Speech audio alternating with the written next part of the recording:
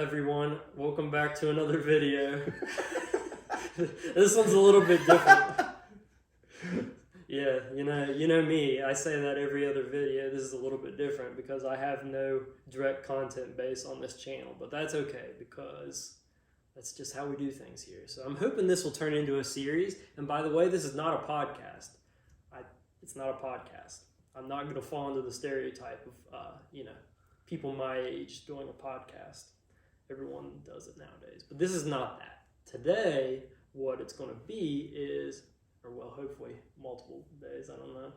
Maybe just today. But this episode, what it's going to be about is talking about testimonies. And so that's something that I've been super passionate about for a long time because they're so powerful. They're such a great representation of what Jesus is doing in our world. And also, sometimes it's pretty cool just to hear, what people, how they grew up or anything like that. So today I have Charles on here, and he is one of my best friends, and we've known each other for 19, 20 years or so? At least. Yeah, at least. Probably 30, honestly. 45 40 or 50 years. We've known each other forever. But no, in actuality, we've known each other for probably about 7 or 8 years. And he is what they say, not from around these parts. He's from Texas, and I'm sure he'll touch on that a little bit. But the reason why I wanted to have Charles on here as the first guest is because he was a huge part of my life when the majority of my testimony, I guess, was taking place, when I actually did come to know Jesus.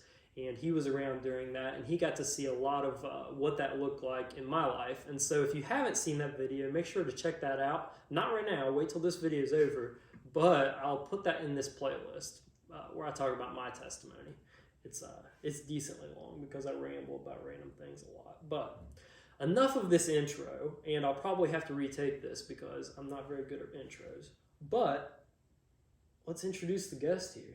So state your name, your height, and your social security number. your full government name, any nicknames, any felonies, or anything else the audience should know about. And by the way, this audience consists of mostly dog owners and people that occasionally hike and fish. Yeah, all my people. So you fit right into the demographic there. Yeah, that's right.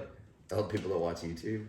Yeah, so I guess first question is, what's your favorite thing about the Jark YouTube channel? Oh man, probably the cooking.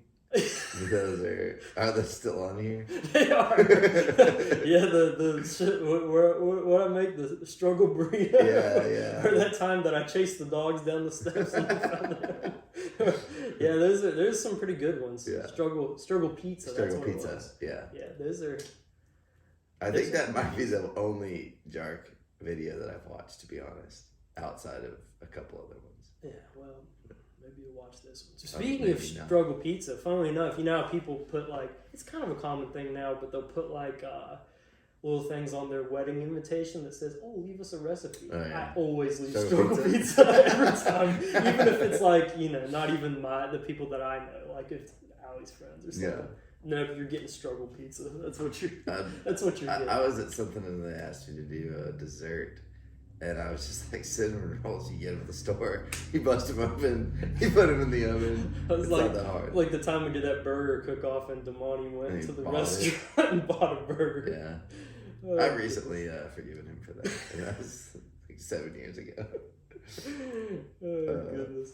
Whenever you were saying aliases, a well-known fact, my wife's brother used to live on a military base. Yeah. And so you'd go, and it's really kind of like a process to get onto a military base if you're not supposed to be there necessarily, even if you're just visiting. Yeah. So they give them your stuff, and they look it all up, and they go to the back, and they took my ID and vehicle information stuff, and then they came back. And dead serious, not joking, but knew this was a ridiculous question. He was like, "Hey, have you ever gone by Lobo Sanchez. What? And I guess like something came up that said, I don't know, something about Lobo Sanchez, and so that is like that is an alias that I've acquired over the years. I have many. Listerine, Fitzwater, and all that good stuff. Dude, what an athlete! Absolutely the best in everything. So according to my notes here, it says you're from Texas. So what was that like?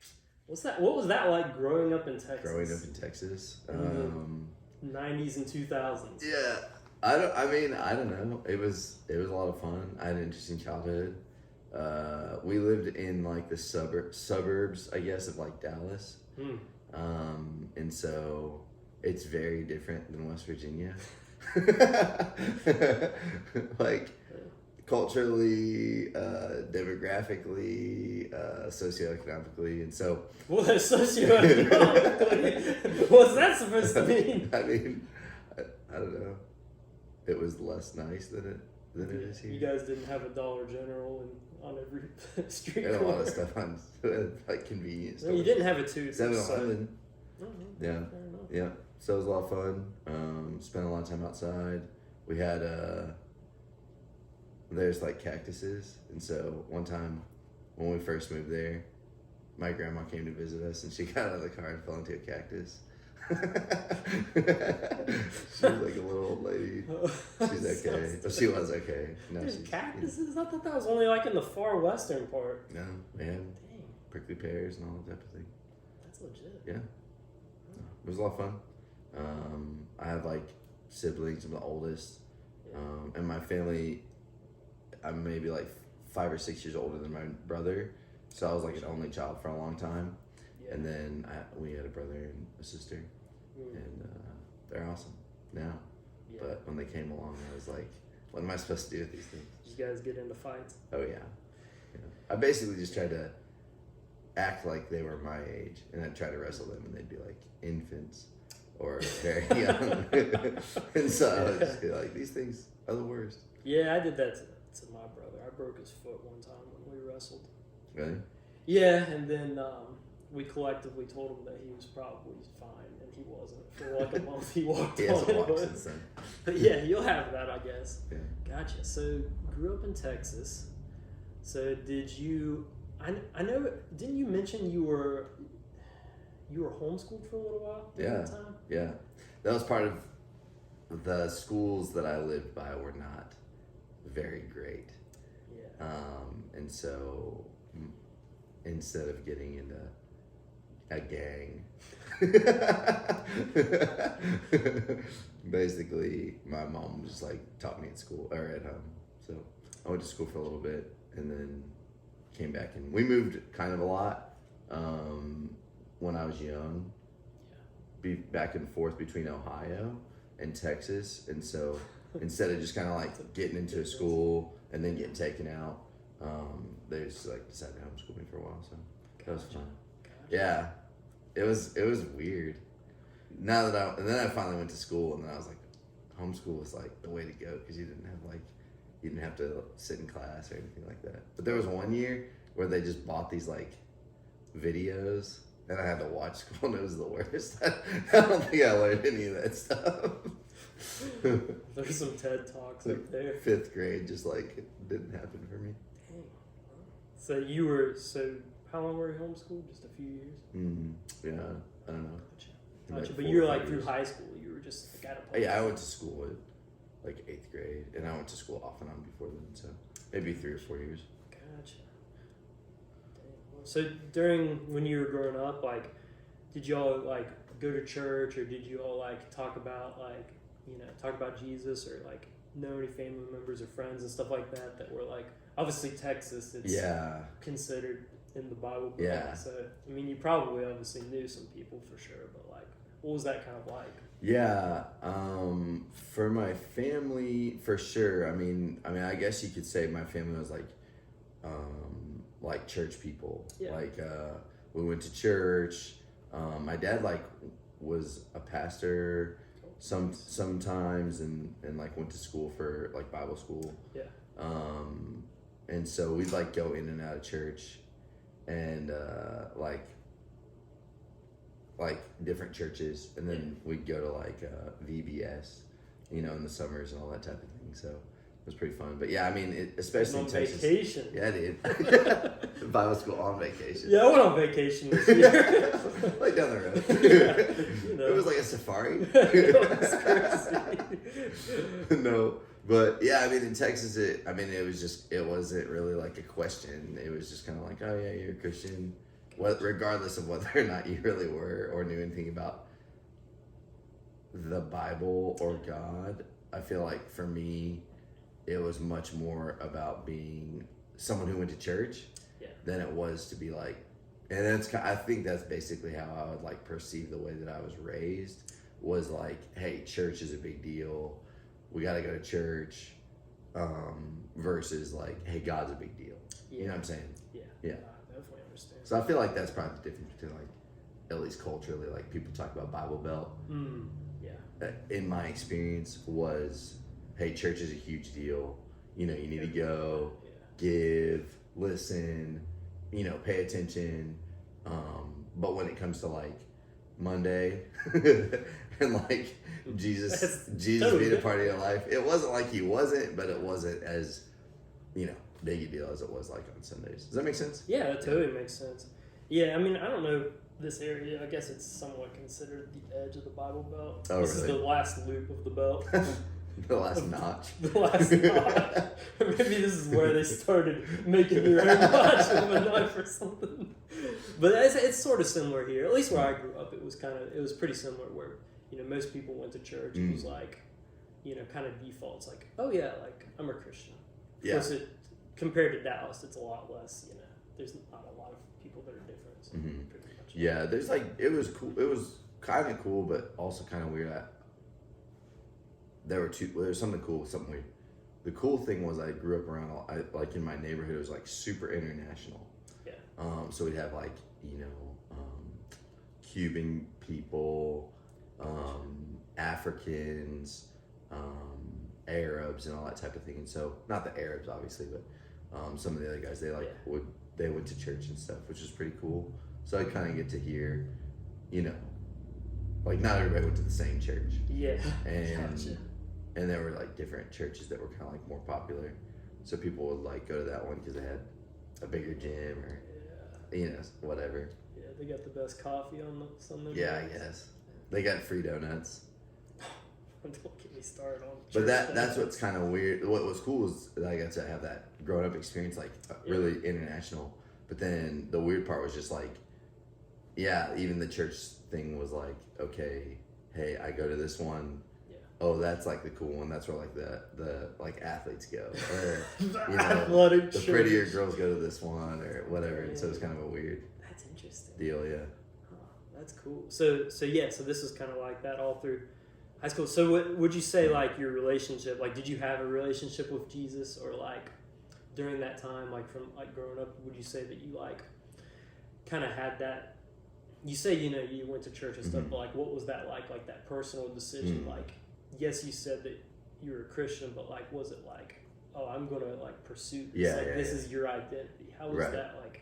Maybe it's a confusing question. No, that totally makes sense. No real relationship at all. Like, I guess the way I always say it is like growing up in Texas, I knew I wasn't like a goth, and so I wasn't an atheist.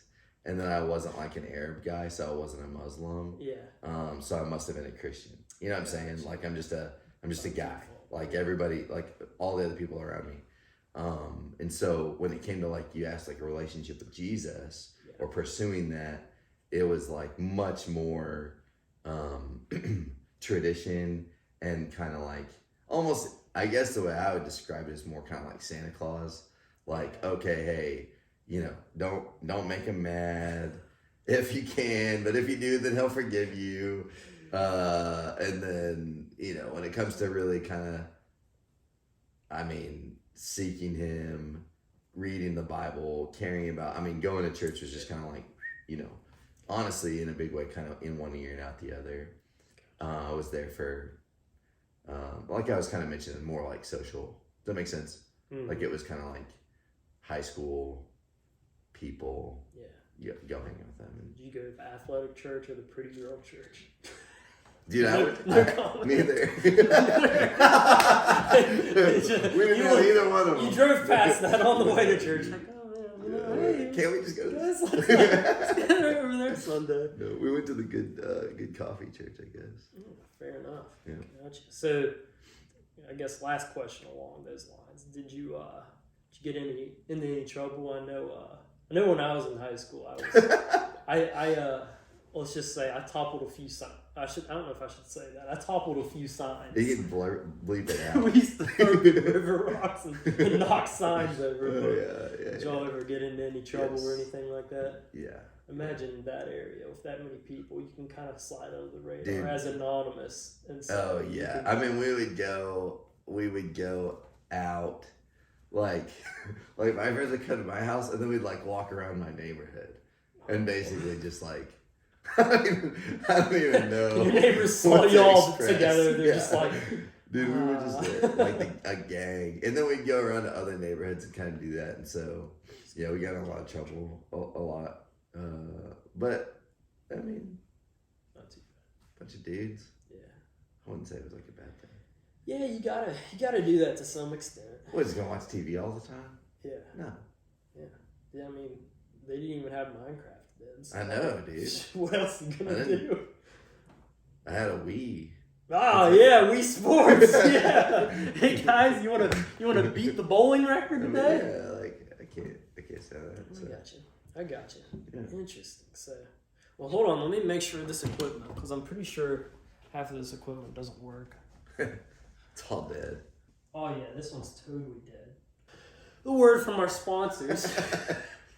I used to do those. Flies. Yeah, one of those videos I did for the cooking ones, going back to that, I think I did an El Monterey sponsorship with a green screen behind me. Oh yeah? Oh, it was hilarious. Yeah, That's I did like one at the beach, and I said that the best way to keep El Monterey burritos is in your pocket while you're in the ocean. Real classic. Dude, do you remember the what is it called? Like the taco shells? It's called something. You remember? Oh, not Olay. It's like the brand. Like there's a name brand of the taco shell, and you can get it. Remember, you could get like the hard ones, and then they'd have they'd stand up. Do you remember that? Like they were shaped like this. Yeah. It's crunching. Dude.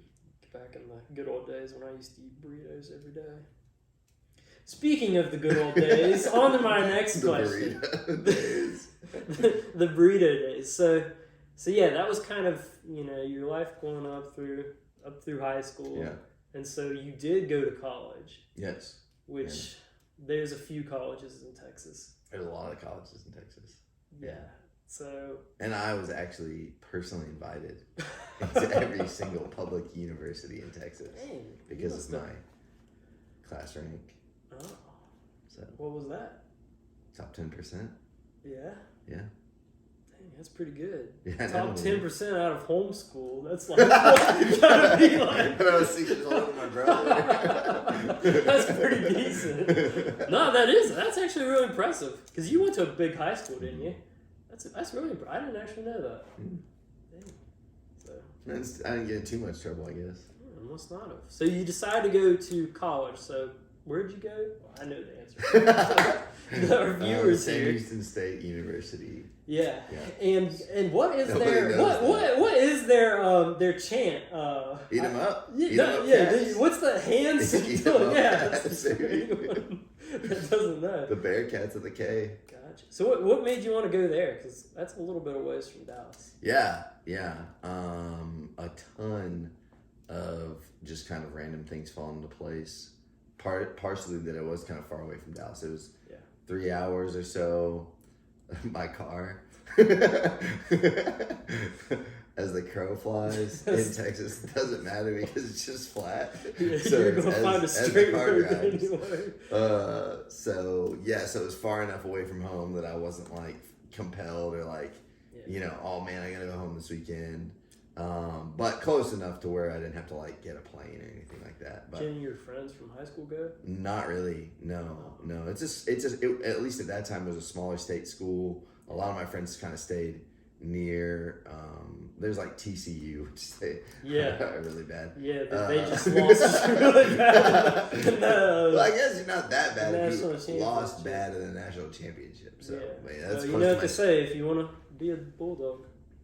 Yeah, let the Bulldogs fight. That is true. I didn't even think about that. It's the first thing I saw when I saw that score. It's like, well, you're not a Bulldog, so obviously that's not going to happen. Was he there? Was he at the game? He died a long time ago. That dude died in a bush at Wendy's. I believe that. He also lived in the bush at Wendy's. Oh, yeah. He lived a life, that's for sure. But yeah, back to so smaller state school. Primary reason I wanted to go there was that it was number one, maybe number two criminal justice program in the United States. Gotcha. A lot of criminals in Texas. A lot, yeah. A lot of people, so percentage wise, maybe good, maybe bad. Yeah. But yeah, so I really wanted to be, at least as far as I knew. What in the world is going on here? Hey, we're on TV. Yeah, Allie, we're recording. No, I have the dogs. Hey, we'll just wait for it. All right, pick up back where we left off. Some hounds entered the area. Well, it's a good thing that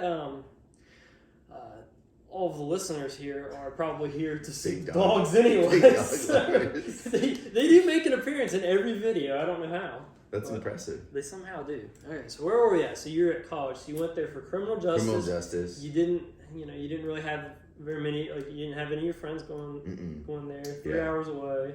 Yeah, I specifically went there for criminal justice. I really wanted to be like federal law enforcement. Yeah. Honestly, like my main hero in life was Jason Bourne. And so I didn't really have anywhere that I was like, I don't plan on having a family. I don't plan on any of this stuff. Like danger's no issue to me. And so I just want to like do this. Like it's going to be awesome. So that's actually why I went there. My whole family wanted me to go to a different school that was like 40 minutes away. Yeah. Your favorite school, Texas ATM? Yeah, Texas ATM, classic. But I was like pretty just kind of like rebellious and honestly kind of like an angry, bitter teenager. And so I decided, I was like, yeah, I'm gonna go down there. And then I just went to a different school that like basically nobody cared about. So I ended up at Sam Houston, and I'm really glad I did. Yeah. So during that time, according to my research here, it says this is my notebook I use for work. It just has work notes here. Oh, nice. It has some stuff I've written down. So during this time, did you go there and like did you seek out a church when you got there or? Yeah. Okay. So that's kind of a funny question. Yes. Yeah. Which is ridiculous. It's literally just the most Texas thing you could do. Like I was like, well, I guess I gotta go to church. Like I didn't even care about God or anything like that. I just was like, oh, I'm here, so I should probably find a church. So I ended up finding one, and man, it was just like, it was just so funny. Looking back, I guess, like thankfully, but man, I really like went to church. Literally for no reason. Like I just went, and then I would just like go home, and that's it. Like it was absolutely no purpose. It's like the reason why you brush teeth. It's like, oh well, I've always brushed my teeth. Yeah, honestly, yeah. It was like, oh, Sunday, yeah, I'm a Christian, and it wasn't really like everyone around me wasn't. It wasn't countercultural. Does that make sense? So it was pretty. Like, okay, like other people are going to church. I got a ride. Yeah. Like it was fun. And so, like around that time, I would say, I kind of started feeling bad about the way I was kind of living my life. Like I was, partying and just making a lot of basically all selfish decisions. And I would go to church, and something did start changing around that time, like early my freshman year. I like kind of started feeling guilty. Yeah. About my selfishness and honestly, like just kind of about I knew right from wrong.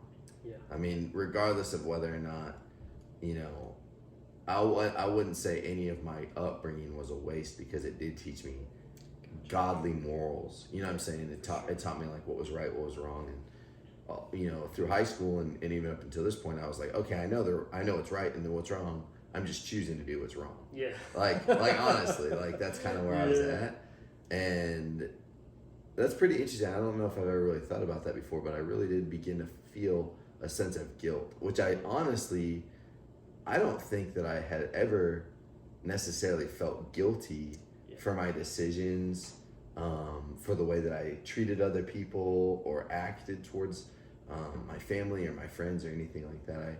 I really don't think I ever felt a sense of guilt. And so, I mean, looking back, that's really cool. I think that the Lord was really after me at that point, and there was something the Holy Spirit was doing to make me feel this like regret. And so I'd go to church, and I remember like I couldn't tell you anything they talked about, but I remember like during worship I would be so sorry. Yeah. And I don't think I ever felt that way before. Like honestly, before that time, I think every time someone got mad at me, it was their fault. If anybody told me I was doing the wrong thing, you know, don't tell me that. And this was like the first time in my life where I really felt, and it wasn't because someone was saying I was guilty. It really was like kind of from the inside. Thing. Yeah. That's cool. Yeah, that's. Well, really that's crazy. good timing because college. Yeah, I know. That's when a lot of people kind of make their own decisions. They start to they separate from not that it's bad being a family, but you kind of Correct. make your own decisions. You set what your life course is going to be. Mm-hmm. That's really cool. Yeah. That's interesting. And so during this, spoiler alert, you do come to like have a relationship with Jesus. Yeah. At some point, but kind of how do you go from that guilt feeling there at church to the point of accepting that Jesus is your Lord and Savior, and that's what you want to dedicate kind of your life to? Yeah. I mean, pretty simple. I was at Sam, and it was really easy to just kind of go with the flow, like I'm saying, you know. Yeah. Up late Saturday night, up early Sunday morning. You know what I'm saying? Like it's just kind of a simple thing to do. And so I started making some friends outside of like everything that I was doing. Selfishly, I started making some other friends, and they were a part of like a Christian, like a organization, like a ministry. And they'd be like, oh, hey, you should come and sing. I'm like, oh, I go to this church. Like it's the same thing. And they're like, all right, we'll come over, like come hang out with us. I'm like, okay, cool. And man, they were really cool. They were older. There was one guy in particular that would be like, hey, you can, and this was a big deal. He was like, you can park your car at my friend's, or at my house, maybe. And so I was like, oh, cool. So basically, he let me park his car my car at his house, and then he would take me back to my dorm. And then if I ever needed something to get back to my car, it wasn't far, but he'd be willing to kind of like come scoop me up. That's a big deal in college. Yeah. Parking in college. I mean, I used to have to. Oh man, I got so many tickets from that. That's a big deal. Yeah. And it was the same there. I mean, we had like a parking garage, but I don't think I had a spot reserved. So, anyways, it was like him, and they would, they'd hang out, they'd play video games or sports or watch, basketball or something like that. And so they kind of already, some of them maybe, I don't know. But they would kind of start to incorporate me into their life, which for that was a big deal because they'd actually text me or call me and say, hey, do you want to come hang out with us? On the other hand, this other group of friends that I was making, I was kind of like, hey, do y'all want to hang out? Like I was kind of the main facilitator, you know what I'm saying? So that was really cool. And anyways, so they're really good friends to me. We had a lot of fun. We'd go to like get fast food all the time, or play sports, whatever. Gotcha. Anyways, they also would talk about Jesus like a ton, and for me, I was like, oh yeah, like this is cool. Like we're all Christians, you know what I'm saying? Yeah, guys, you know us. Yeah, and I'm not, Yeah. and especially then, I wasn't humble enough to like recognize like there's a difference here. I was just like, oh yeah, we're all Christians. I know as much as you do, or probably more, you know, and and it took some time, but I started to recognize like the way that they treated people, Mm-hmm. the way that they would talk about like their relationships with like their girlfriends or whatever, the values that they held, the things that they would be excited about, the music that they listened to. Man, it really started to affect me because I recognized that this group of friends over here, partying and all that type of thing, if you would have taken, let's say like 80% of them away and just replaced them with a different 80% of people, no one would notice. I wouldn't notice, they wouldn't notice. You know what I'm saying? Like maybe awesome. even 90 or more percent, honestly. It was just like they're expendable people. Yeah. Does that make sense? Just a bunch of AI out there. Yeah. I mean, honestly, it was just like side we're all here for myself. You know what I'm saying? And when you're all there selfishly, it's a huge waste of time. And then these other guys, I was like, man, if you even took one of these guys away, he would be missed. You know what I'm saying? Like it was like a real friendship, and I had friends, and like I was on like different teams, and I had different friends in high school that like meant a lot to me. That wasn't so, like expendable, like I said. But this was just like there was something different, and I started to recognize like when they said that they were a Christian, and I said I was a Christian. It took a couple months, but I was like, this is like not adding up. Like we're using the same term, but we definitely don't mean the same thing. Because when you talk about Jesus, when I talk about Jesus, it's like, what do you think he would be like? Kind of like this philosophical idea. Gotcha. For them, it was like, dude, I was hanging out with Jesus earlier, and this is what he's like. That's not a normal thing to hear in college. Not at all, no. And it's especially less normal because you don't want to, it's cool to not know. It's like, it's really cool to be seeking, and if you're sure of yourself, that's really kind of rare. And these guys were like certain of who they knew. And man, anyway, so through some time, through some long road trips, time spent together, the way that they loved me, there's a verse that I really love. It says that God's kindness leads me to repentance, right? You know, his kindness, and there was all that guilt and all that, you know, type of thing that I was feeling. And that wasn't what really kind of like broke it for me. It was this kindness and generosity that God showed me to give me real friends who cared about me, that led me to like you're asking, like seeking him, understanding who he is, and then ultimately repenting and giving him lordship in my life. And Dang. So, that's really amazing. I mean, I have a sort of similar experience, except for me, one of those people that was hanging out happened to be you, which was funny at the time. You were not a student, but you told me you were a student. I believed you for the longest time. But, you know, that's an aside. So was there a specific moment where you were like, okay, Jesus, like, this is it. Like, I've seen what it looks like, what following you actually looks like. And I want that. Like, I want that. I want you, Jesus. Was there any specific moment, or were you kind of just like a gradual realization to the point where you're like, okay, this is like what I want. This is who I am? Yeah, that's a great question. I think definitely more gradual.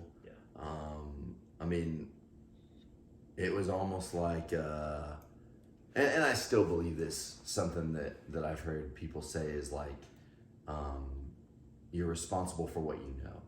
Okay. And so if you don't know much when it comes to like spiritual things, then you're not really responsible for that. And so the more light, you know, that was kind of shown on some of this stuff, then I was like, oh, okay, I need to stop saying these things, or stop acting this way, or thinking this way, right? and then it was like this next level.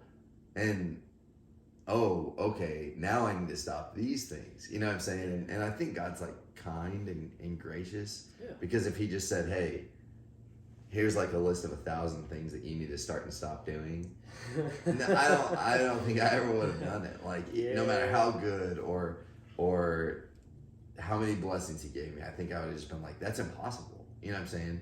Versus, hey, let's start here. Maybe you start praying, or for me, it was like, hey, start reading these books, start reading the Bible, start reading some other books, and I was like, yeah, that sounds great. And then it was like kind of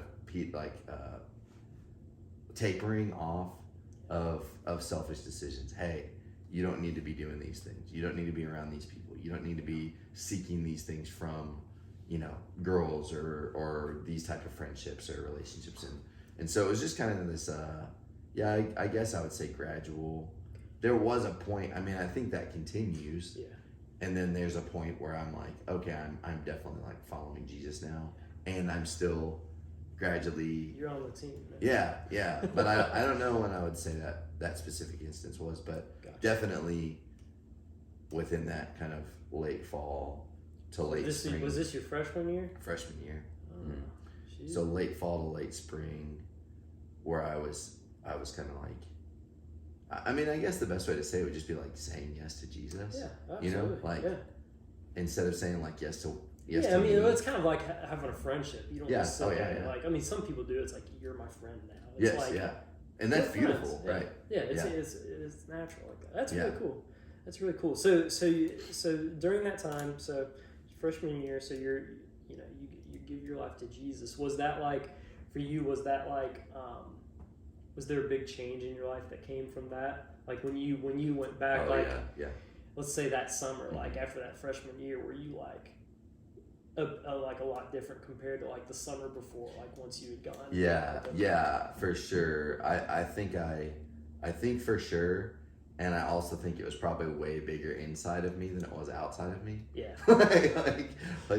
like I was all in, because it really took that. It was, hey, I've been kind of like BSing my way through this for years and years, like honestly. Yeah. And not even intentional. But I have been. And now this is everything. Like I want not only like to follow Jesus, but I want my friends to. I want to see other people get saved. I want to see other people have this experience of like walking out of selfishness, man. Like that's a big deal. And I think it could be easy, if you were around me at that time, to be like, oh man, like he's not so bad. You know what I'm saying? Yeah. Like he's okay. At least he's not this, or at least he's not, selling this, or at least he's not, you know what I'm saying? Like, a lot of my friends, you know what I'm saying? But I knew for sure, like there was this like deep, like dirty and distant,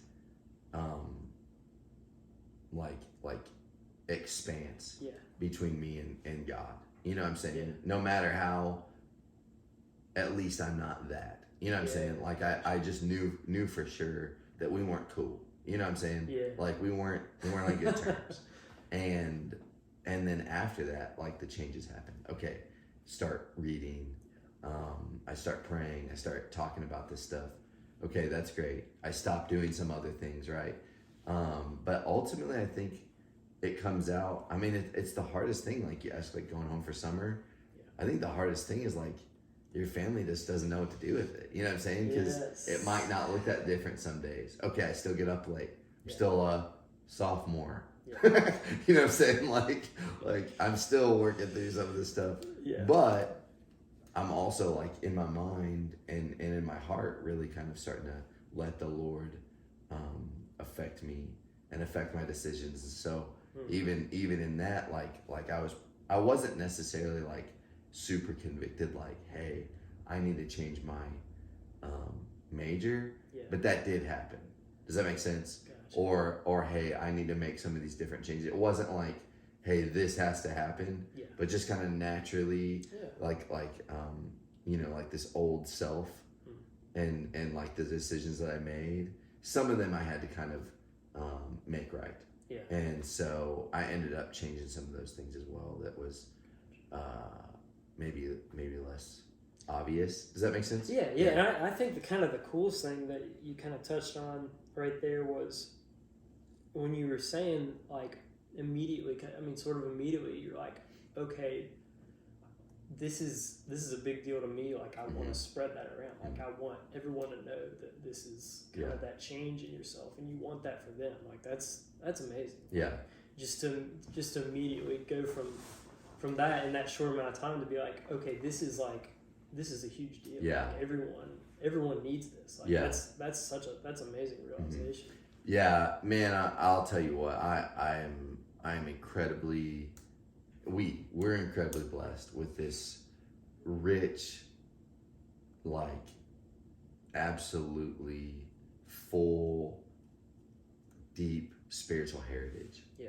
When it comes to like that kind of thing, like discipleship. I mean, the guys that I was hanging out with had certain convictions. It wasn't like, hey, let's just be a part of this church. Yeah. No, they were like, hey, somehow we're going to change the world. And it's going to be through discipleship, and it's just going to be through friendship, and we're going to love Jesus, and we're going to love people, no matter how annoying they are, no matter how full of themselves they are, no matter how whatever you want to describe me as a freshman, like no matter what, we're fighting for these guys, and so that kind of fight, that kind of like what we would say is like responsibility. They were reached because of that. Yeah. Those guys were reached because of that. Those guys were reached because of that. And so that heritage that I fell into, it wasn't a question. There was no show up to church once a week and do whatever you want the rest of the week anymore. You know what I'm saying? Like, that was absolutely no longer can you do this. It's about loving the Lord. It's about reaching the lost. It's about being brothers. You know what I'm saying? Like, those three things were a part of the culture and like I keep saying, the kind of heritage that I have because of the ministry that I became a part of. Does that make sense? Yeah, that's amazing. Like, what an amazing place to kind of grow.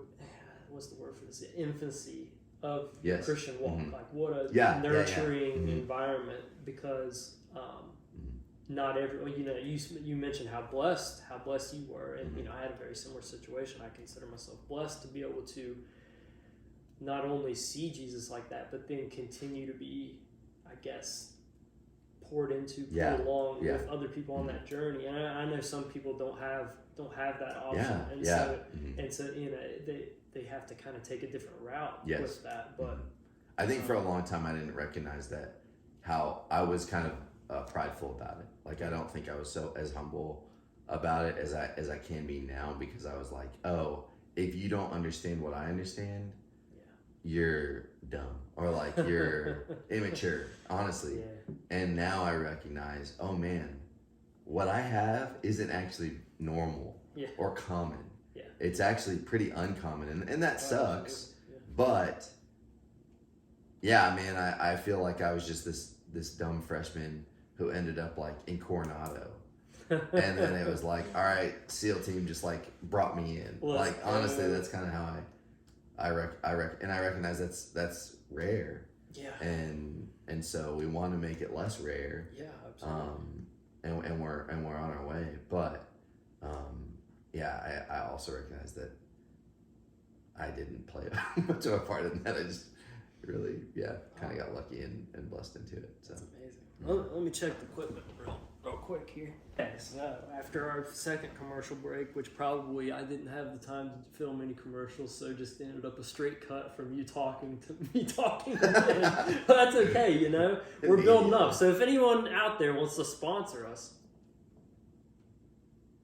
you can. Yeah, you can. It could be that taco shell. Yeah, if El Monterey finally decides to forgive me about the commercial, the fake commercial I did, they're welcome to sponsor. Honestly, I will eat I their think they should burritos. forgive me because it's the only commercial that I've ever heard of for that company. Yeah, I bet I'm honestly the only person that's brought an El Monterey burrito into Applebee's. I would doubt that, honestly. Yeah, probably not. But anyways, But enough about that silly stuff. So you're in college. So you've found Jesus. You've realized you found that change in your life. You want to tell people about that. You want others. Obviously, you want others to experience that same thing. So you're growing in this community, this amazing community of people. It sounds like. And so, kind of what does that look like? So you've got that mentality of, all right, not that you're good, but like, you kind of realize that you're on a good track with this, and so you're wanting to kind of, like you mentioned, tell others about it. Oh, Allie's coming through here. Yeah, if you want. We're still recording, but if you come in here, if you come through the video, you have to say something. Say whatever you want. Yeah. Baylor Bears, sick 'em. Yeah, you should. You brought us cookies? Hi. Thank you. I did. I brought you guys cookies. Oh, thank you. Baylor cookies? We went to Great Harvest Bakery today. Ooh, that sounds got cookies. fancy. So if you'd like a cookie, it's I would. Gotcha. So what did that kind of look like? Those next steps of Once you have this back over. I okay, don't yeah, really know what yeah. So you got this idea that you have this gift like from Jesus, like, and you see how much, how it's changed your life, and you're growing in this community, and you have that realization that hey, others need to know this, others need to see this, and what does that kind of look like for you taking that idea and kind of turning that into a practical thing where you apply that? Yeah, I mean, I definitely, whenever all of that was going on, this idea of Dropping crumbs everywhere. come on, this idea of Jesus is the Lamb who was slain. Yeah. And he wasn't just slain so that I could be okay. Yeah. But this idea of the Lamb that was slain deserves the reward of his suffering. Yeah. So his reward is us. His reward is people and lives and souls, right? And he deserves it. It's not that, it's such a pity that those people aren't going to heaven because they're going to have to suffer forever. It's actually, this is Jesus's rightful territory. Yeah. And it's not like being given to him. Yeah. And it's not being, and it really is like it's a hostage situation. You know what I'm saying? Like these people are holding hostage what's rightfully his. And when I recognized that, I saw campus differently. Yeah. You know what I'm saying? Oh, absolutely. I saw my family differently. I saw the people that I interacted with differently. Yeah, you can say people have God's image, and that's true. Yeah. People are made in God's image, and so they have value. They have intrinsic value, specifically because they're just made in God's image. Yeah. But they even have more value than that, and so that's kind of trippy to think about. Yeah. Not only are you made in God's image, so you're basically infinitely valuable, but then more valuable are you because Jesus deserves you and he died for you. You know what I'm saying? Yeah. And all that has to do with his love and kindness and his patience and all that type of thing. And when I realized that and continue to realize that, it's like when I say that I want to follow Jesus, or when I say that I want to be a disciple of his, then that is my task. You know what I'm saying? Like it's not, oh cool, I can just be good at this stuff and turn up the like Hillsong a little bit louder so that someone might one day ask me why I'm such a happy person. Yeah. But no, like these are the king's property in a sense, and he died for them, and because he died for them, he deserves them, and to me, like that just changed it. Does that make sense? That's amazingly well said. If you all get anything from any of that, right there. I mean, if you want to clip this and take it apart, I will probably release that in a separate clip as like a short, but that right there is exactly like the mentality that you should have going about this and continuing to serve Jesus going forward in life. And obviously that impacted you greatly because I mean you continued that and made a literal career out of it. Yeah. You said forget the criminal justice. and, Yeah. And yeah, I mean you dedicated your whole life to that. And kind of I guess the question with that is kind of what does that look like now for you? You know, all these years later. Yeah, no, that's a great question. I mean, I'm still sorting that out because you can take that and it interprets into other careers as well. Yeah, you know. Yeah, absolutely. Absolutely. I have the privilege of getting to do what I was brought into. Yeah. College ministry. Yeah. So for me, it was just like, oh, okay, and it wasn't actually my first. Like it wasn't like my first, second, or third choice. Yeah. But when it comes to like we're talking about lordship of Jesus and him saying, "Hey, this is what I want you to do," and him opening these doors and everything, it really didn't matter whether or not that was what I was gonna do or not. It was just an obedience factor at that point. And through obedience, I think joy comes. It's amazing, and I love what I get to do. But like, it wasn't what I set out for. You know what I'm saying? And so, right now we get to, we have the privilege of being on campus, and training and teaching, and leading people, specifically college students, to go and do what happened to me. Yeah, which it obviously worked because that's how I came around. Yeah. Obviously, we have a similar story to that extent. But Yeah. I mean, it continues. You know, you talk about like a community with that, and what would you say? It wasn't hierarchy. That's a terrible word for it, but like a generational. Yes, like sort of like what happened to you. You want to take that and make that same situation available for someone else. Yeah, that's right. So that way someone like me could go on and make that situation available for someone else too. And that's amazing. Absolutely. You still have that mentality, and still want to see that that kind of mindset realized of bringing people to Jesus. And showing them who he is. And I'm sure there's been plenty of people along the line with a similar story as you. Oh, yeah. I mean, growing up, that's been changed by not just Jesus in the Bible, but they were kind of spurred into that. God's using what you all do as kind of like a catalyst to bring people into that. Yeah. And so that's amazing.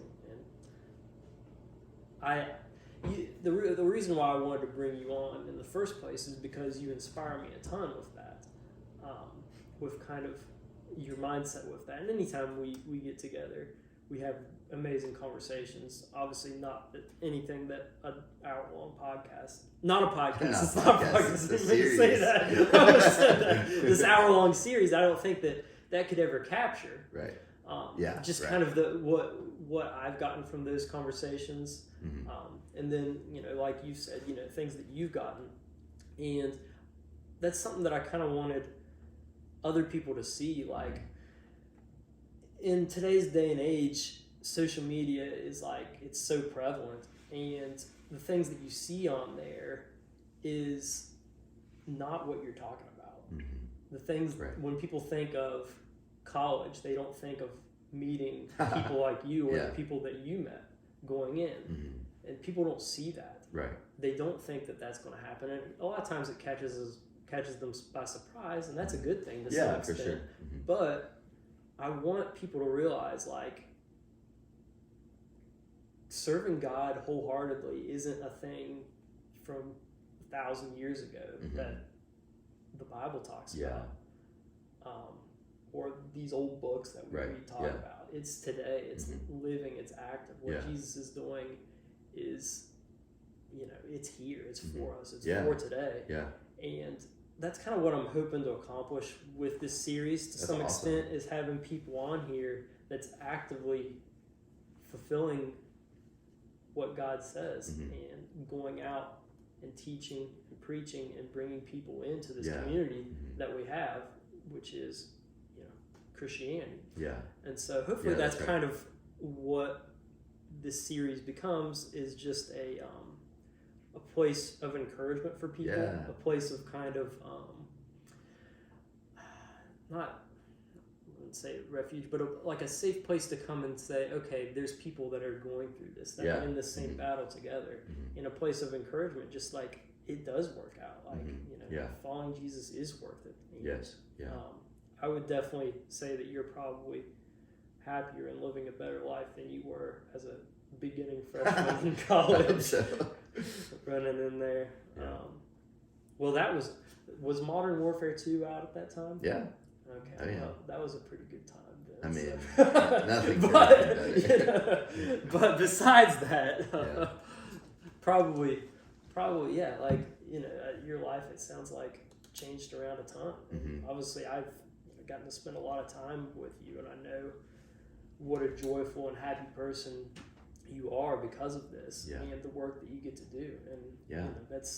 and I hope that everyone out there that's listening to this kind of gets a sense of that, and what that's like, just how fulfilled you can be in life following the command of Jesus. Yeah. You said, it wasn't your first pick of Right. what you're going to do after Mhm. college, but if you had to do it over again, Yeah. it would, No brainer. mean, you would still follow this. Yeah. And it is cool. And it's also cool hearing your story, just the timing that Jesus had Mhm. Yeah. with you. You going through your, growing up, you were around church. You kind of got the idea of who Jesus was, in the sense of, hey, yeah, this is the Bible. This is kind of what's said in there to some extent. Yeah. And however, you didn't necessarily feel that guilt, but coming into the time period where you're making your own decisions, you're formatting what, for a lot of people during their college years in those early 20s, you're formatting what your life is going to be like going Oh, forward. yeah. And so at that time, Jesus decided to introduce, these people around you, that, not necessarily that guilt, but like that seed in your head that says, hey, there's something missing here. Yeah. Mhm. There's something more out there. Yeah. And then, like you said, not throwing everything at you at once, but slowly, gradually bringing you into this and realizing eventually his plan for your life. And Yeah. it's incredible. Yeah. It is really cool to see how good Jesus' timing is, but what the things you don't talk about in there, and I've known are true. I mean, I'm sure there's been times in there where you didn't know, when you were confused during that, Oh, yeah. or Yeah. you had tough times. Mhm. But it's just an encouragement to people out there that, like, trust in the Lord and His timing. Mhm. Like, things will work out. Things Yeah. will work out. And I know that, I know that there's several people kind of that we're friends with that follow the same kind of pattern with Yeah. that. And it's hopefully I can get a few of them on here for this podcast. But yeah, I really appreciate you, and I appreciate what you're doing for Jesus, and I also appreciate you for coming on the Jark channel. You have made other appearances. One of my favorite videos that no one watches is the Holly River rafting video. Oh, that was a great day. That was a great video, but if you want to see more of Charles, that's where Check it out. you should Let's check go. him out. yeah, it's good. Go way up there. But yeah, I just want to say thank you for Man, coming thank on you here and for sharing that inviting me. stuff. And who knows, if this series goes through the years down the line, might have you on again to Yeah, talk man. about some more stuff that you're doing. But yeah, hope you all enjoyed that. Leave a like and a comment, and subscribe if you want to see more, I guess. That's right. Or if you don't, just do it anyways, because why not? Generous with the likes. Generate some likes. I don't even think likes matter It don't cost you anymore. anything. Yeah, it doesn't cost you a single thing. If you've made it this far, you might as well. It's really easy. But yeah, I think this will be a kind of a reoccurring series. So yeah, I hope you all enjoy that, and I hope that you get something from it. And take some time to think about not just Charles's story, but your own story. Even if it doesn't involve Jesus, it can. Mhm. And so just take some time to think about how your life has changed and how it could look going forward with Jesus. Pretty cool stuff to do. But thank you all for watching, and I will see you in the next one.